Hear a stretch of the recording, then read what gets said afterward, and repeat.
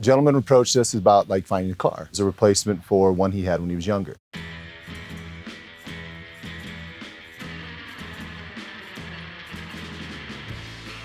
Once he graduated college, found himself about a 9-year-old Porsche red 356 and started driving it. When it came time to get married, he didn't have enough money for his Porsche and also that wedding ring. He sold his dream car and purchased a ring instead. It's always kind of sat in the back of his mind, gosh, I really miss that car.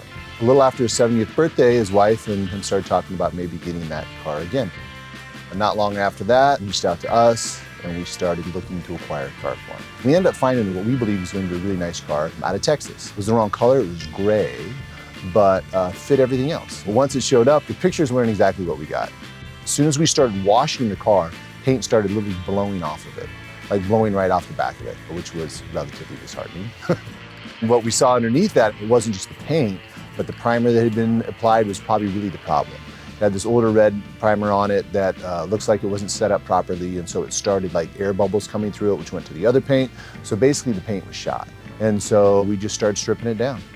While the paint was terrible and the primer was even worse, the car itself, when we got it down to bare metal, was perfect.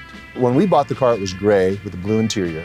And then when we pulled the report on it, the original color was signal red. So the exact color that he was after, and the interior was black, which was the exact color he was after. So now we have a perfect bare metal car, mechanically sound. We took it to our body shop, had them start commissioning the work on it.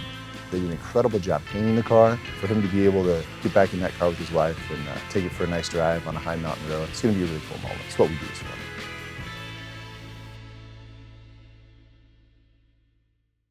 Kendall, let's start something great.